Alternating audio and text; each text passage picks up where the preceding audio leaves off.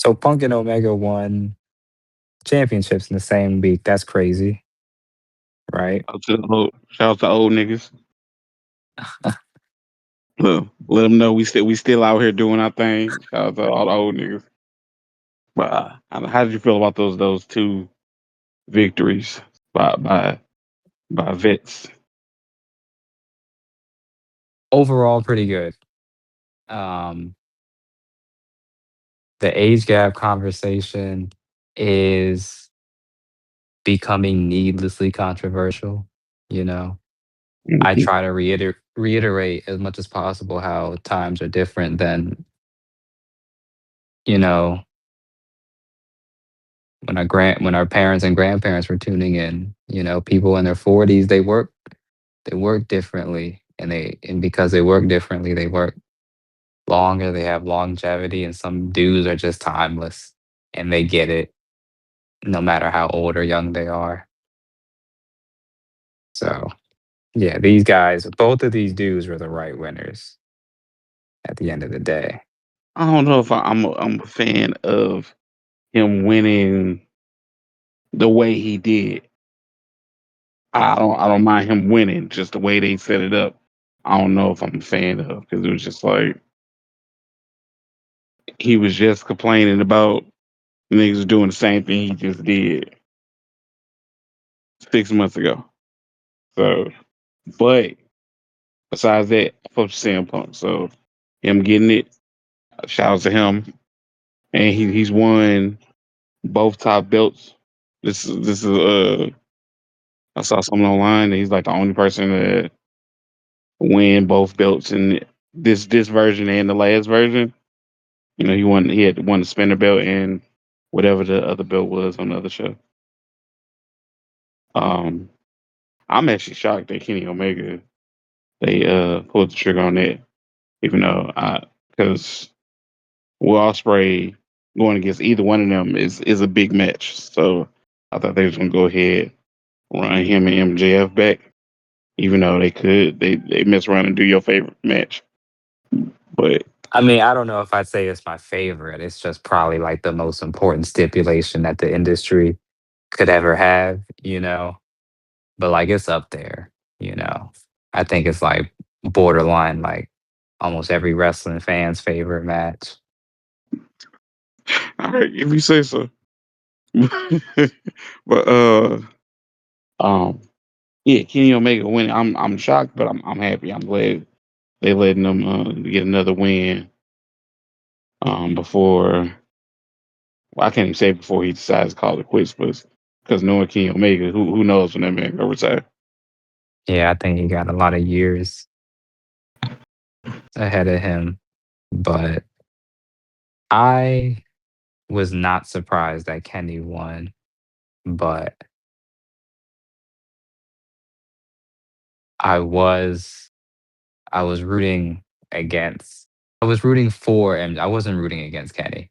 I don't be doing that. But I was rooting for MJF to just be that dude. I just thought that story of him putting down and packing up like the top foundational dudes of AEW, the top faces of AEW, all having their title opportunities relinquished is was cool. That was a great accolade for somebody so young. You know, it made him look evil. It made him look great, like one of the biggest villains to do it. And I thought Tony Khan was willing to give MJF that. And I think he should have been given that. I think he's the right person to reward that too. And like I said in certain certain spaces, I needed the Kenny fans. I wanted them to be humbled.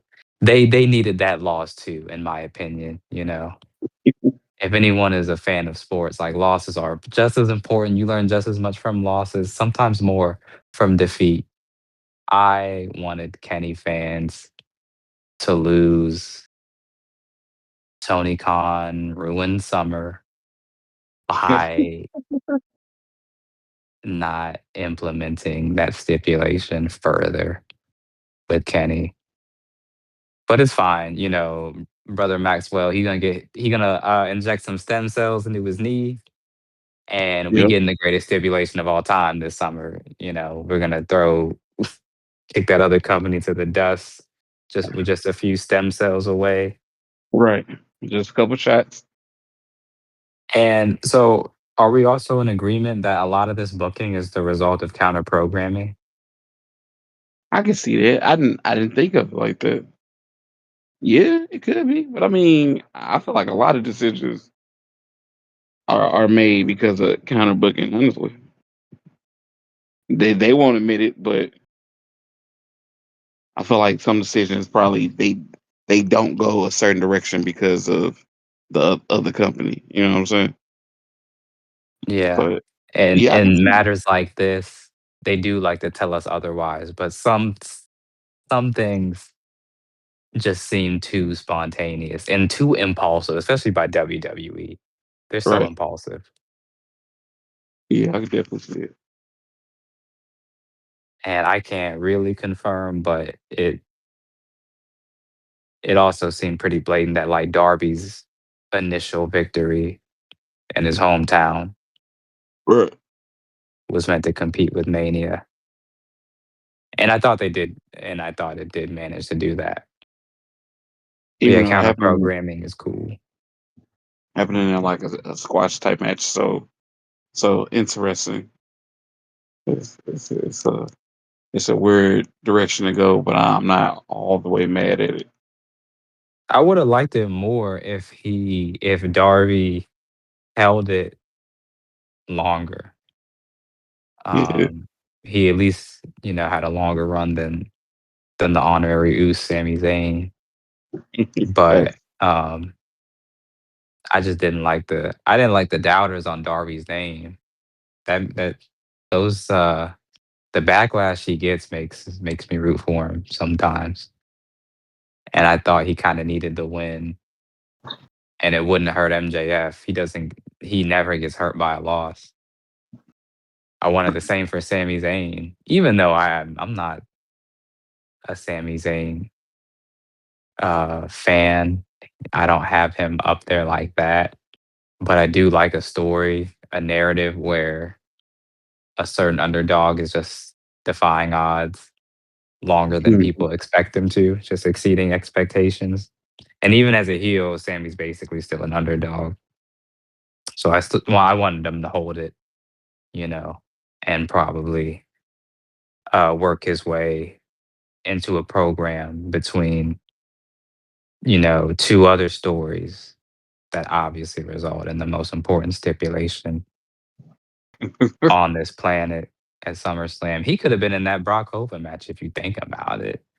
If they wasn't cowards, he could have been in What? that cell. Yeah, All right. for the culture. I don't know if the culture asks for that, but They did. I'll tell you.